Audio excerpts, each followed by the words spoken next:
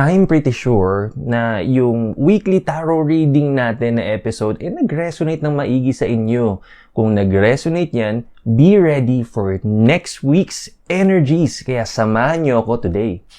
Namaskaram. Namaskaram, namaste, or namaskar is a Hindu greeting that says the light in me sees and acknowledges the light in you, or the God in me sees and acknowledges the God in you. My name is Marky Mendoza. And welcome to Reiki with Marky and yet another meaningful episode here in our YouTube channel.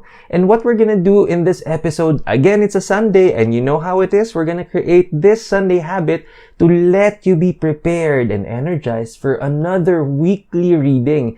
Kung ano naman ang makikita natin mga energies, blessings, and fair warnings, yan ang aabangan natin. So without further ado, let's go! Alright, so ngayon naman, I have my tarot cards again and we are going to be reading the energies of May 24 up to May 30. We will be starting our energies ng Monday hanggang Linggo. So eto na, and you know how it is, I'm going to shuffle the cards and I will be drawing 7 cards that will represent our 7 days in a week.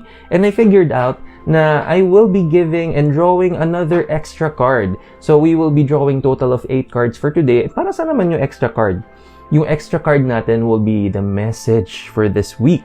So kumbaga, anong pinaka-holistic lesson na we have to embrace and embody for the coming week. So without further ado, ito na yung ating first card and this is for the card of Monday. Mag-pray muna tayo real quick para masyadong alam natin na the blessings and the wisdom will be coming from God. Alright, okay. So here we go. This is the energy for Monday. Here we go. Okay. We got the 4 of Wands. Dito tayo kita sa ring light. Ayan. We got the 4 of Wands. Okay. Now, the 4 of Wands... 5 of Wands rather for Monday's energy. Okay, we are starting the week fully energized, but because we know there's a lot of work to do. What you will discover on this coming Monday, the 24th of May, you will be discovering that aside from your to-do list, aside from the things that you plan, you organize, you'll discover na marami ka pang paplansyahin. But this will come very, very handy because the things that you will need to do is because you're preparing for a blessing. So therefore, if this card is a sign of hard work, effort, you are going to do that because you're gearing towards a good blessing ahead. So unang pa lang, start pa lang ng linggo natin, swerte agad. Good job sa'yo. Ngayon naman, let's see kung ano naman ang ating energy for Tuesday. This is naman, asan ba yung kodigo ko? Dito naman yung calendar ko dito. Okay, so this is for May 25. Okay, ito naman ang energy natin and guidance for May 25, Tuesday. Okay, oh my gosh, we got a major card. So, we got the Chariot. Nga pala, remember when we are going to consult our tarot cards, there are 2 types of cards in our tarot cards. One major and one minor. When we get major cards, this means it's a compelling question or day or message. Why? Because it's giving us either a solid yes or a solid no, or a solid blessing or a solid warning. Now, when we get a minor card, just like the first card that we've drawn earlier, hindi naman ibig sabihin na hindi na ito blessing or hindi na ito maganda. It only means there is much to work on. Meron lang tayong kailangan trabahuhin. Sabi ko nga, I would always use an example, parang yung mga prutas na nasa puno. Kapag hindi pa hinog, papahinugin muna natin para saka natin siya pipitasin, right for the picking. Kapag minor, ibig sabihin may konti muna tayong tatrabahuhin. Now, for the Tuesday's energies, we got the Chariot. And I love this card. To be honest, this is natatakpan. This is one of my most favorite cards in the tarot cards because this is a sign of mobility. Now, the energy for our Tuesday, on Monday, you know you're gonna work hard. On Tuesday, this is a follow-through of the Monday energy. You will have the means to keep pushing yourself forward. You will have not just the energy, but the right motivation for you to take yourself to places that you instantly didn't think you can, but you will have the right push to be there. Be where you're supposed to be. So I want you to feel very confident no matter how this will unfold for you. Remember that you have the means to push forward. Good job na naman. Another blessing for a Tuesday. Ano naman ang ating Wednesday reading? And this is for the 26th of May. Okay. Bubuking yung mga kodigo ko. Sorry. Okay. So here is our Wednesday energy. Here we go. Puro hard work and effort. We got another minor card. 2 of Wands. Remember, 5 of Wands for our Monday card. And again, I mentioned that whenever we get the wands in our tarot cards, it will always represent hard work and labor. Now, to be honest, when you have gone through the Tuesday energy, wherein you'd feel the confidence, you'd feel that you are where you're supposed to be to push forward, you will feel that you are unstoppable. On Wednesday, it may feel a little back to square one. It may feel like, I think medyo I pushed my limits too hard, that it may have allowed me to start from square one. Or you may feel like, my efforts medyo walang napuntahan. Now, kapit lang. Remember that you are still on the path. Remember that you still have the right motivation, the right energy, the right purpose to be where you're supposed to be. Now, this card is just reminding us that no matter, para lang yung snakes and ladders sometimes, if you know that board game, sometimes, diba, we use the dice for us to know kung saang steps, are we gonna move forward, are we gonna be taking steps backwards. Sometimes, it's gonna push us down to our knees na talagang we're gonna be back to our square one. But what's important is, you're on the path. What's important is, you may have to start from square one, but it's a clean slate. Look at it that way. It's a clean slate. You can use that as a way to empower you, your experiences as a way to empower you, as a way for you to learn, not a way for you to just see that you're a disappointment. So this is still a blessing. Now, ano naman ang ating Thursday energy? And this is gonna be for May 27. Now, here is our Thursday energy. Okay. The Thursday energy, we got 9 of Swords. And you know what? When the tarot cards are very, very literal. When you find the pictures or the images in tarot cards, without batting an eyelash, you would get the feel of the kind of energy. Now, this means that there is so much processing that needs to happen on our Thursday. Marirealize mo talaga lahat ng mga, on Wednesday, you feel like you're gonna be back on square one. On Thursday, all the lessons will be on the surface to an extent that you may feel very distracted. You may feel that you are out of focus. Now, this is a very good warning because this allows us to prepare for this day.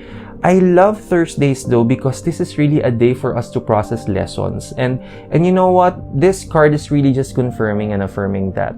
Now, take this opportunity. I want you to see the strength in this day. And in this card, it may look like a warning, but it really allows us, okay, there is processing that needs to happen. There is something that I need to deal with, and I'm going to prepare myself physically, emotionally, mentally, and spiritually for that. And again, do not underestimate the power of being prepared or yung preparedness, because it really, imagine you're going to battle but you're prepared, you're geared. This is a very good way for us to start preparing ourselves, myself included. Now, what is our Friday energy? And this is for May the 28th. Our energy for Friday would be, you know what, this week is really presenting a lot of work to do because we got another minor card, and this is the Queen of Wands. Again, the wands will always represent hard work and effort. And this one, though, is a very good card because just like how a queen sits happily on a throne, you will finally realize that your hard work is paying off. That your hard work, your effort, lahat ng mga kailangan mong pagdaanan, sa Friday, mararamdaman mo, mahirap lang yung roller coaster ride, but it has to happen so that I can finally enjoy this day.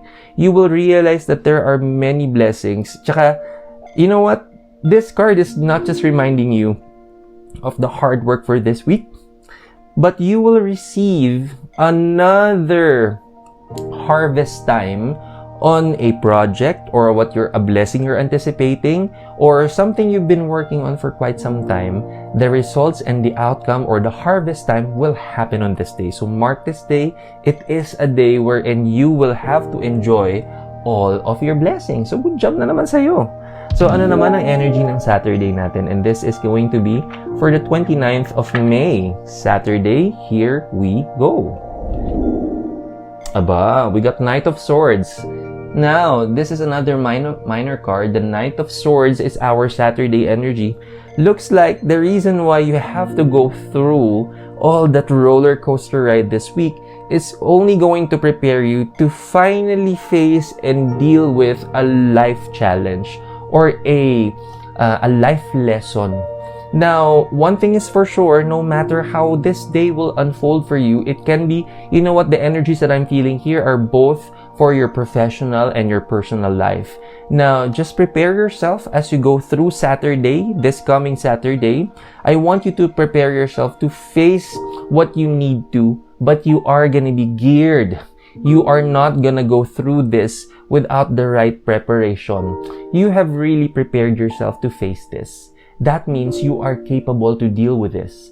That means you are capable to rise above with this. So this in itself is already a blessing. Now, what is our Sunday card, which is going to be our 30th of May card? Here we go.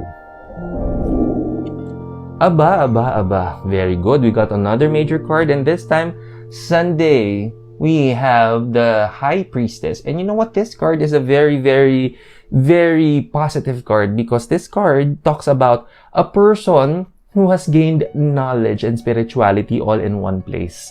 A very highly intellectual and highly spiritual energy for Sunday. That means you've done anything and everything that you need to do.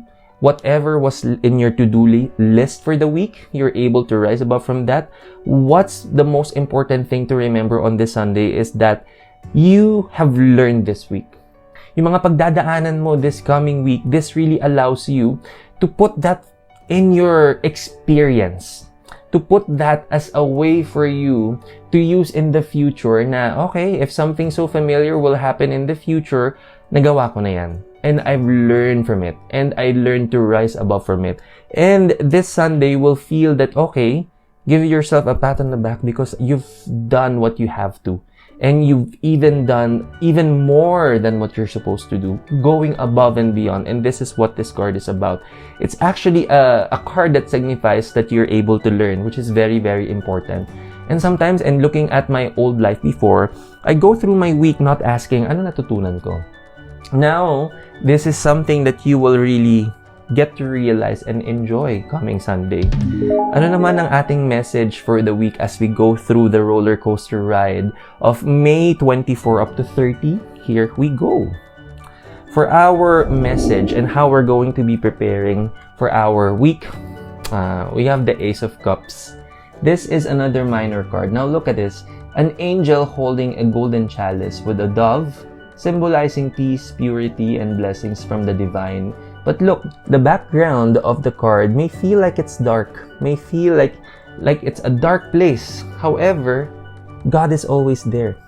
As the symbol of the dove shows and reflects that, this card really reflects that you are someone that regardless, in spite of, and despite of what the experiences are about, no matter how life has unfolded for the coming week, you are divinely guided. It just has to happen so that you would learn.